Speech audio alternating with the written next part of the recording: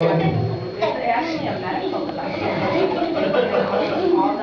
to give you a rehash where we are, we're nowhere in the legislation process, unfortunately. It's kind of a start over.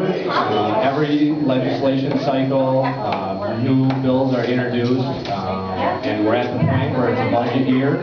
They're dealing with the budget, but at this point we do not see an industrial hemp bill introduced or a medical marijuana bill introduced, unfortunately. I had a listening session with our representative, Joan Ballway. She did give the indication that if it is a budget item, it could be included in there. She gave the indication that Scott Walker would veto it if it was included in there. So we have a little bit of work to do to put the pressure on. I think the last two listening sessions that I had shed some light for me that it's the constant barrage of information that's going to get them. And it's the constant of it from all different angles. That in the morning we pulled at our heartstrings, and in the afternoon we yelled at her. Not that either works, but either needs to be approached. And we need to keep coming at it from all angles. There's, I guess, a movement on a statewide basis to create a more uniformity amongst our chapters so that we can put out information, have people react to that information, and conduct our business in a timely manner. And that's the things, those are the things that are going to be needed on a statewide basis in order to get any legislation through, let alone something that's perceived as controversial. So, what can you do?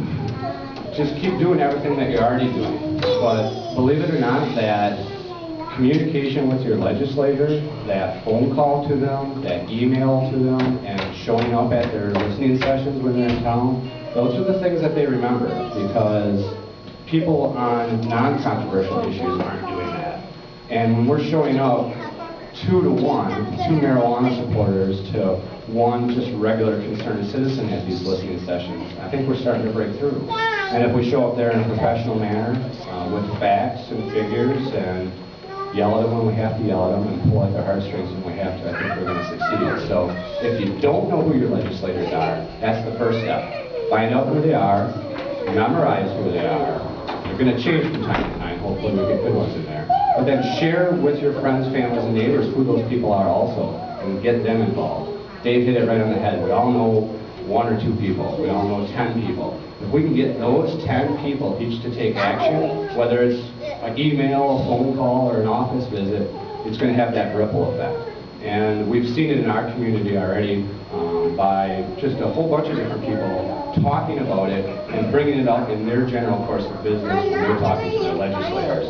Basically, relating that we all have problems out there, but this is a viable solution to many of our problems. So keep up the good work. I'm proud of everybody here.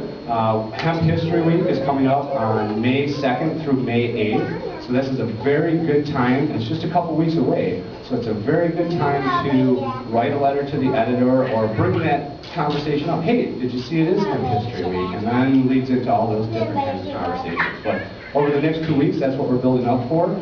We invite you back on, generally we have meetings on Tuesdays in Berlin. Our next meeting will be that May 4th, I guess it is.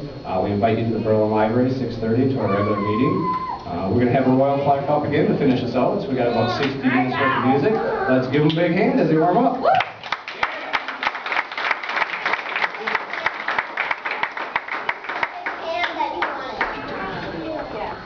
Clark them all good. Do well.